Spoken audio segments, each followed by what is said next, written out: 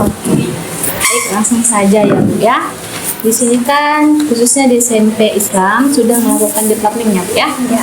Ya, jadi saya ingin tanya kepada Ibu mengenai pemahaman Ibu. Deep learning sekarang ada bedanya tidak Bu sama kurikulum sebelumnya? Pasti beda. Karena deep learning itu pelajarannya lebih mendalam. Kalau kurikulum yang dulu atau K13 itu hanya fokus pada materi. Ya. Kalau deep learning itu dia ada strateginya, ada materinya, siswanya yang lebih aktif untuk deep learning. Jadi perbedaannya bukan cuma dari istilah saja ya Bu ya. Jadi praktik di kelas juga berbeda. Iya. Baik.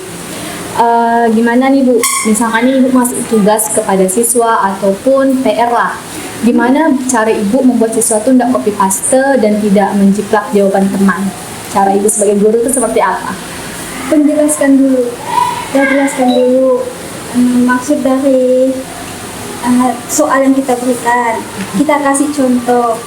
Nah, setelah kita kasih contoh, kita uji mereka dulu mengerjakan. Baik Ibu, terima kasih. Nah, di dalam deep learning ini kan Bu ada 3 pilar. Yang pertama itu ada bermakna. Gimana Ibu pernah nggak ngasih soal kepada siswa mengenai isu-isu lokal yang ada di Kabupaten Mempawah, khususnya itu di Semeru ataupun sekitaran sekolah Bu? Untuk kelas 7 ya, materi kelas 7 itu kalau berhubungan dengan topik sosial itu ada, gampang banget. Ada ya Bu? Iya. Contoh salah satu ada nggak Bu contoh yang sekiranya Ibu masih ingat atau apa? Apa tadi?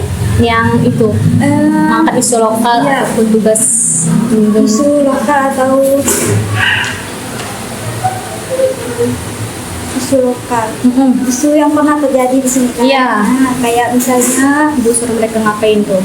saya dulu pernah menceritakan mereka tentang kejadian tahun 2016 itu yang terjadi di Aceh. Itu penyimpangan agama.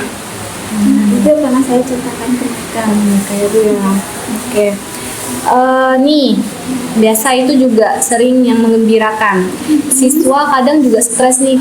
Ibu Fitri kayak hari ini mau ngasih tugas nih, mau ngasih ujian. Nah, gimana Ibu sebagai guru nih membuat siswa tuh nggak merasa stres, merasa tertekan kalau hari ini mau ada ulangan gitu?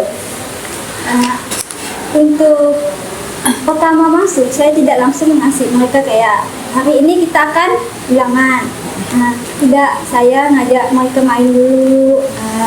Terus materinya tidak saya jelaskan dengan metode ceramah, tapi saya menjelaskan pakai infocus, pakai nonton video. Maka saya pakaikan video dulu.